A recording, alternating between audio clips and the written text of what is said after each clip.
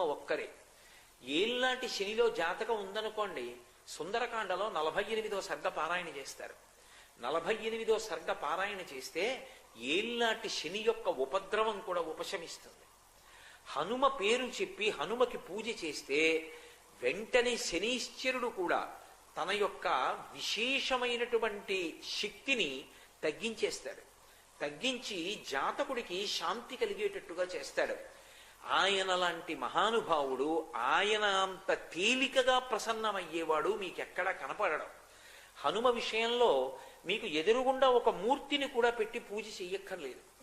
భయం వేసిందనుకోండి, ఎప్పుడైనా ఒక చీపురు పుల్ల తీసి మీకు ఎదురుగుండా రాయి కనపడితే రాయో ఏదో ఒకటి తీసి ఇసుకలోనో నేల మీదో అది పడిందా లేదా ముద్ర కూడా సంబంధం లేదు, హనుమ అని రాసి నమస్కారం చేసి నిలబడితే చాలు, ఉపద్రవం నుంచి గట్టెక్కుతారు అని చెప్తుంది శాస్త్రం.